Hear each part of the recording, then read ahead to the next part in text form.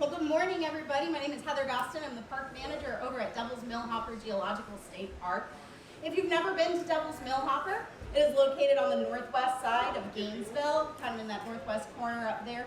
And it's a really special park. It is one of the state's first geological sites, and it's a fantastic example of a solution sink.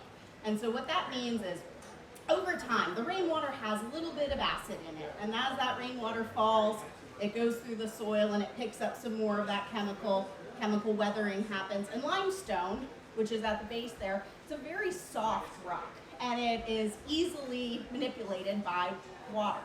And so over time, that water trickling through has ended up eroding it away, and it fell in on itself. And it created this extremely deep hole. It's approximately 120, 125 feet deep. The bottom is filled with a good amount of clay. And plus or minus, some years, when I first got there back in 2022, the sinkhole stayed pretty full. Now, after big rain events, it drains pretty quickly. So it's an ever-changing system. But over time, on the sides, you see our geologic layers of time, millions of years. And so Devil's Millhopper has shark's teeth at the bottom, fossils all up the side. It's got extremely unique microclimates and flora that you would find often in North Carolina and the foothills up there. So it's an extremely unique place. And I can talk more about the sinkhole itself, but in this theme of Earth, I really wanted to talk about the people who have been coming to this place for centuries. So Alachua County, where Devil's Millhopper is located, we have 9 known sites of Paleo-Indians. 5 of those are within 8 miles of Devil's Millhopper.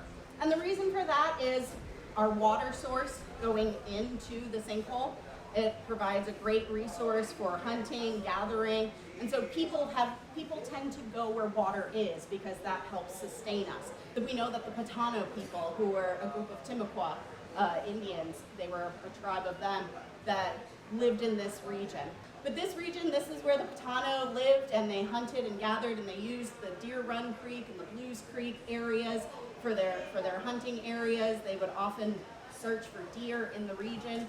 But we know that Florida is ever changing between Spain and England and Spain and back again. And so there's all these land grants that begin to happen.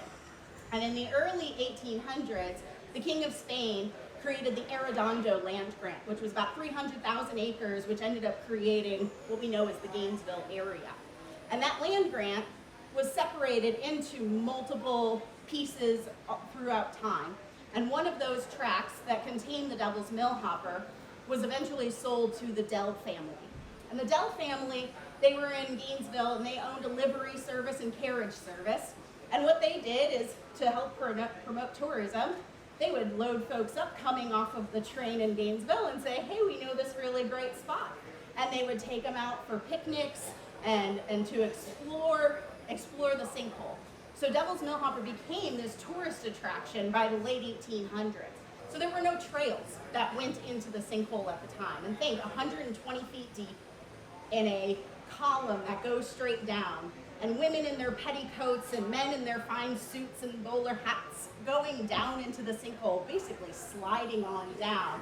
They would picnic at the top, and they would make a whole day of it.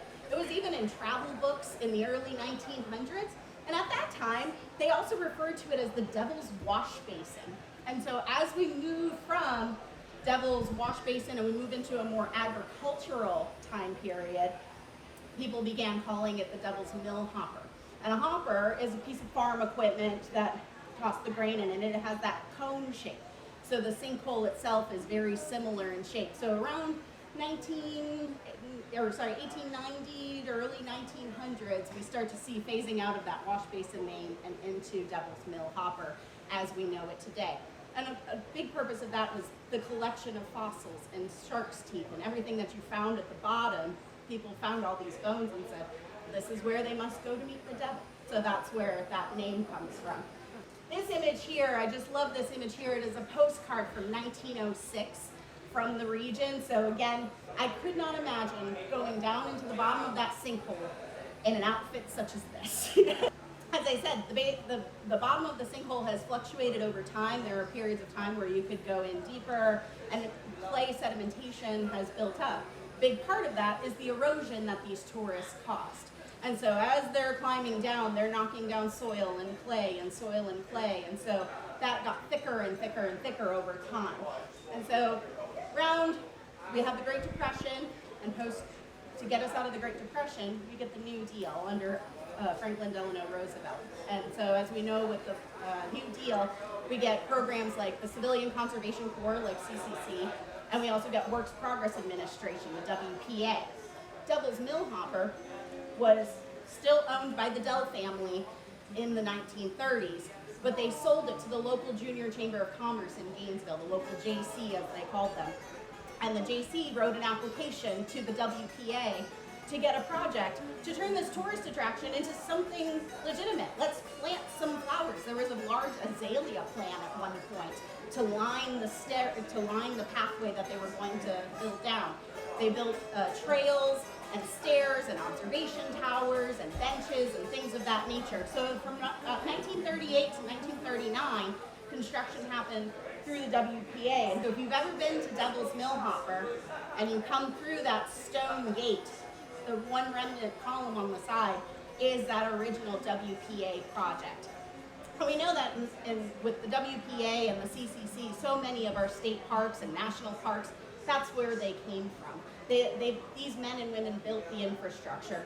And the WPA actually did support women. So moving on, after the WPA left, we know World War II happens, and those big strong men, they went off to war instead of building infrastructure on the state. So in 1952, the University of Florida took over the ownership of the land at that time. And they mostly used it for research projects, students coming out for classes, going down into the sinkhole, paleontology, anthropology, those types of classes. But again, they weren't great at securing it and making sure that folks weren't going there after hours. And for anybody here who lived in Gainesville in the 1960s and 1970s, I bet you have great stories for me. Because it turned into Party Central. It was a place that nobody went to except for the students, and they would go down into the bottom of the sinkhole. I love the framed beer bottle sitting there at the bottom of the sinkhole, but it was a place to go to hang out, look for shark's teeth, play with your friends, get into some trouble. There's also some great stories of Tom Petty partying down in the sinkhole, so it was the local tourist attraction yet again, maybe a little more rowdy fun at that time. So the university knew that they had a problem on their hands because by early 70s, the amount of erosion from, again, these people are sliding down. I've had plenty of stories of Gainesville residents telling me they used to ride their beer coolers down to the bottom, and that caused significant erosion. And just up the road on campus, we have all of these buildings and infrastructure that need repair on a regular basis. And so folks started looking around and said, at Florida Park Service, they sure know how to preserve things. They know how to get it together.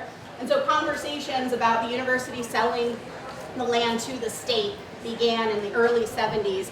So we just celebrated our 50th anniversary this year. We're really excited. I know, woohoo! Yes.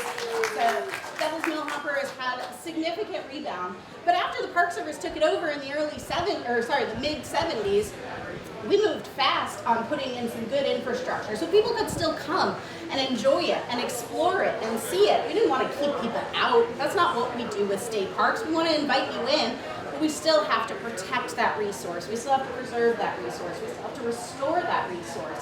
In a whirlwind of construction between 1976 and about 1979, we get stairs that go down to the bottom of the sinkhole. And at the time, it was 232 stairs with this staircase that went down, had several observation platforms. So for 40-ish years, the park was the park. And it was a beautiful state park, and it was what it had been for all those decades. Hurricane Irma rolls around in 2017, and it takes out the stairs that go down to the bottom of the sinkhole. And those stairs were closed for about 2 years, but they were reopened, and they're now, instead of that wood, they're the composite material, and it's also shortened.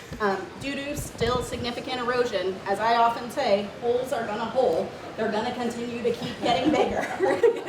But we still have to have that consideration of erosion. And it's people's daily journey. The people in the neighborhood, they come to walk their dogs, they come to exercise, you know, it's the local home. And then it's also this special place that people come far and wide because it is, we believe, the deepest sinkhole in Florida. I'm not 100% sure if there's one unknown on somebody's private land, but as far as we know, it's the deepest and widest that we have in Florida. And so it's an extremely special place. I would hope that you come out and see me. I love being there. It's a recharging and beautiful place. And I'm happy to take some questions if we have any. All right. Well, I thank you all for your time. I really appreciate being here, and I'll see you all around. Enjoy your folk festival.